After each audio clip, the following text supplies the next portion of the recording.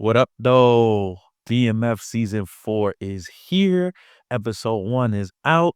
Let's talk about it. If you didn't check the episode out yet, go do that. Bookmark this and come on back and then talk with us. If you don't care about spoilers, then just keep watching now. This episode comes out guns blazing, literally, with the Flannery brothers under fire in Mexico. Meech, of course, in his normal flashy fashion, has to be an agent of chaos, and although they dodge all of the bullets, he manages to get bit by a snake of all things, a poisonous one, and he passes out. This gives us the backdrop for the episode.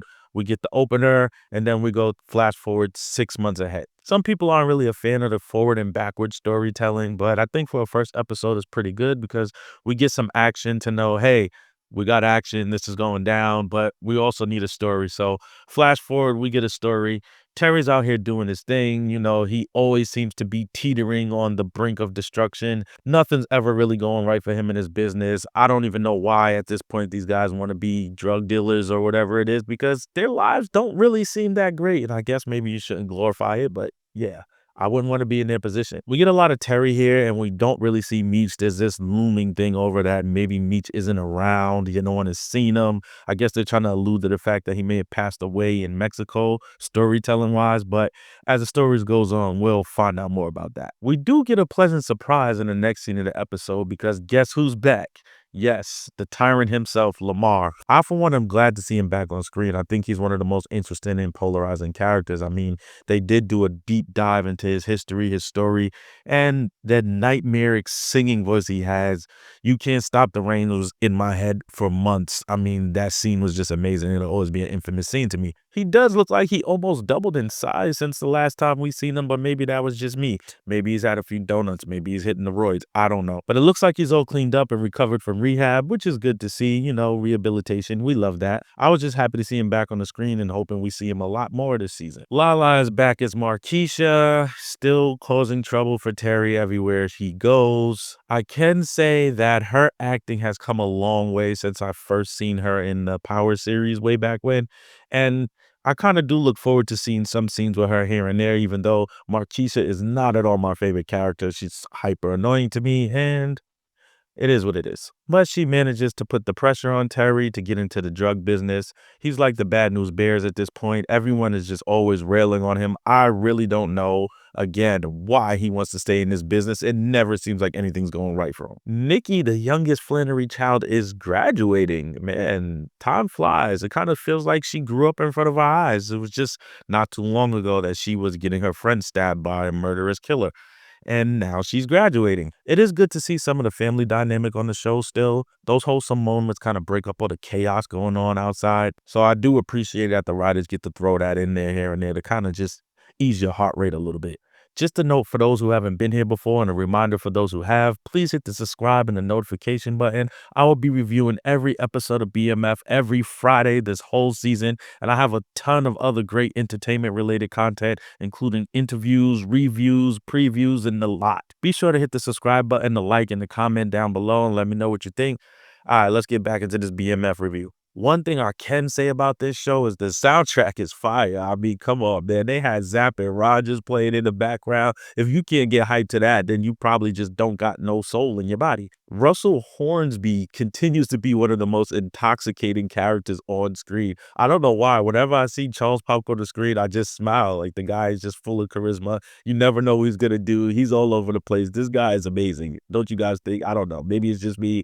As we all kind of figured midway through the episode, they couldn't keep Meech out of the show for too long, so he pops up like some type of phantom ghost in the middle of a party.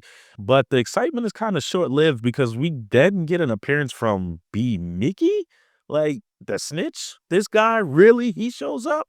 I was ready to jump in the screen and beat him up myself. We told you never to come back here, B. Mickey. What are you doing here? Get out of here. I'm curious to see how that's going to play out with Meech and B. Mickey and Terry, being how he's such a snooper snitch, but he's also part of the family in a way. He didn't find the heart to kill him before, so I'm thinking a reconciliation is coming somewhere here. I don't know. What do you guys think? Meech buys his little sister a car, which, if that's not obvious that you guys are doing some weird activities, I don't know what is, but he never was one to be discreet. But fast forward a little, Terry is trying to get a handle on his business and all the people who he thinks is under him, but we get Meech coming in and they get into a fight, an actual physical fisticuffs altercation. This to me is just like kind of ridiculous, but if you know a lot of brother stories, these things tend to happen. Personally, I would have bet my money on Terry wiping the floor with Meech. Just seems like he's the more sizable and mature person, but of course, plot armor, Meech gets to take him down and beats the crap out of him. This prompts Terry to pull out a knife of all things. Like, you're gonna stab him? I mean, I know you guys are not seeing eye to eye right now, but that's your brother, Terry, man. What's up? Fight's broken up. They still argue. They part ways. I don't know where this is going. I guess this conflict has to go on for the show to kind of build up to them becoming united once again. I don't know. I'm here for the ride. Let's see what happens. At this point, I was thinking, this episode is pretty good, but it kind of needs something to give me a little razzle dazzle, take it up a notch. And then I got it. What do we get? Lamar just automatically flips out when he hears Meech is back in town and decides to go on a murder spree to get rid of the Flannery brothers. And he tries to do that. Just out in the open, shooting guns, just trying to take them both out, in which they join together and run from him, as they should, because the man is terrifying. But he's stopped by none other than Snitch Mickey. Yeah, B. Mickey shoots Lamar, and I'm devastated. I'm honestly devastated. Why? Why? Why? Lamar is one of the most interesting antagonists on the show to me. And it looks like he may be dead, but we know he's pretty hard to kill. Maybe he'll get a bag again, for colostomy bag. But I'm really tired of this him not dying sort of thing.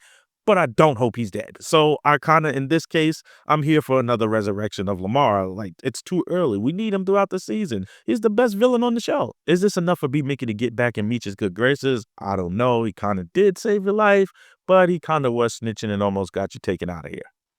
So I don't know. For the last major scene in the episode, we get a flashback to what really happened when Meech got bit.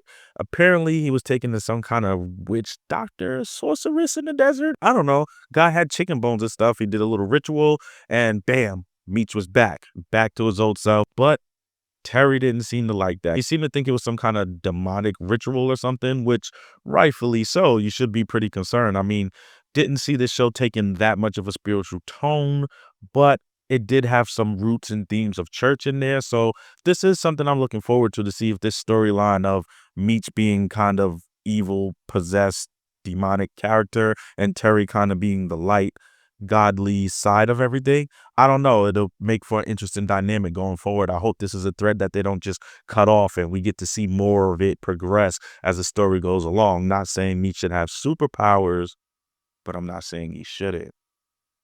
We'll see. All in all, I think it was a solid first episode to bring in season 4. I am looking forward to what comes next. Like I said, I will be reviewing every single episode this season, and I might have some special BMF coverage for y'all. So you're gonna want to hit the subscribe and the noties and be back for all of that. But in the meantime, let me know down in the comments, what did you think of this episode? Was it a good first episode? Was it not so great? Are you ready to see everything else? Do you think Meech is possessed at this point? Do we want to see Lamar survive? What cameos are you looking forward to? We did see a billboard for So So Def Records at the end of the episode, which we know is Jermaine Dupri's record label. Do you think we'll get some rapper cameos here and there? They were heavily involved in the BMF story in real life. If you know, you know. So let me know what you think down in the comments and see y'all next week.